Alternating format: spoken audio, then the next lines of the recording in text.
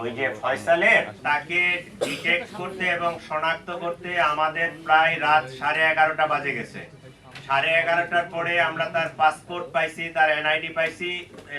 তাৎক্ষণিকভাবে আমরা ইমিগ্রেশন গুলোতে এই ইনফরমেশনটা দেই এবং ইমিগ্রেশনে তাকে ব্লক করা হয়। এটা রাত 11:30 পর্যন্ত বাজে গেছে আমাদের এই আসামিকে ডিটেক্ট করতে। ঘটনার এতদিন পরে আমরা অনেক কিছু বিভিন্ন মিডিয়ার মাধ্যমে জানছি।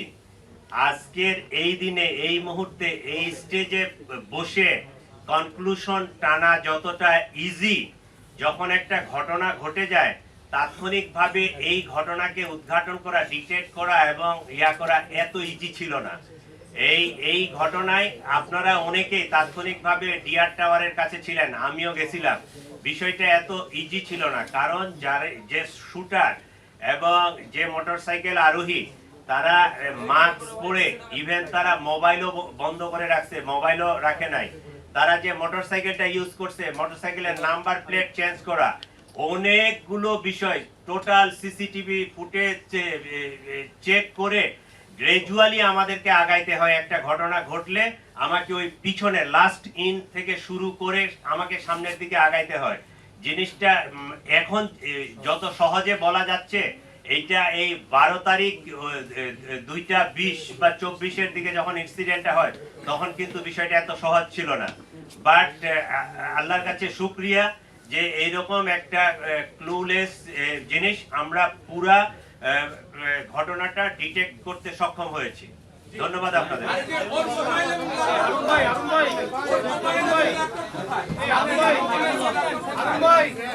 তারা যাদেরকে পার করেছে তাদের ভাষ্যমতে এরা পালিয়ে যেতে সক্ষম হয়েছে। যেহেতু মূল আসামিটা ধরা পড়ে নাই, বাকি যে আসামিগুলো এরা কিন্তু তার সহযোগী। কেউ অস্ত্র লুকাইছে, কেউ নাম্বার প্লেট চেঞ্জ করছে, কেউ তারে ক্যারি করছে, কেউ তাকে বিকাশে টাকা পাঠাইছে, এরা ধরা পড়ছে। তো মূল আসামিটাকে পাইলে বিহাইন্ড দ্য সিন তারা কারা কাজ করছে এইটা আরো স্পষ্ট হওয়া যেত। আমাদের কাছে কিছু তথ্য আছে, তা আমরা এটা তদন্তের স্বার্থে আসলে তাদের নামগুলো বলবো না। যে নাম্বার প্লেট চেঞ্জ করছে ওর বাবা, অস্ত্রের পোটলা রাখছে ওর মা, এটা নিয়ে গেছে তার বোনের বাসায়, ওখান থেকে তার শ্যালক, তার এক বন্ধু। এতগুলো চেক কে দিয়েছে বিষয়টা এরকম না। ওই যে ফয়সালের 3টা আইটি ফার্ম আছে, ওই আইটি ফার্মের নামে তার অনেকগুলো ব্যাংক অ্যাকাউন্ট আছে। এই ব্যাংক অ্যাকাউন্টের চেক এগুলো, কিন্তু চেকগুলো দেখা যায় যে চেকগুলো সিগনেচার করা, কিছু কিছু চেকে টাকার অ্যামাউন্ট বসানো আছে, কিছু কিছু চেকে টাকার অ্যামাউন্ট বসানো নাই। এই চেকের ফিগার, এটা টাকা বলতে ক্যাশ টাকা না, এটা চেকের ফিগার। ওই যে সিগনেচার করা চেকগুলো, এই চেকগুলোতে কোনটাতে কত অ্যামাউন্ট বসানো আছে, কিছু ব্ল্যাঙ্কও আছে।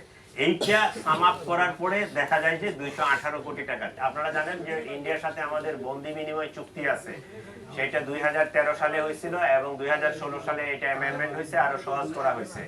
তো যদি কোনো অপরাধ শাস্তি 1 বছর বা তার চেয়ে বেশি হয়, তাহলে এইটা আমরা ওই বৈধ চ্যানেলে আমরা আদান প্রদান করতে পারি।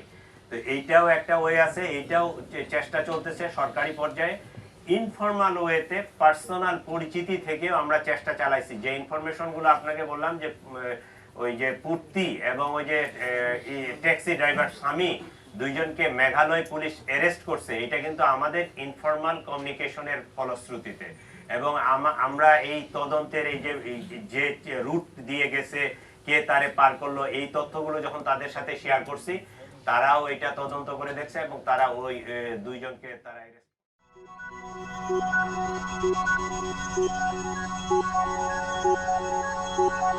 Thank you.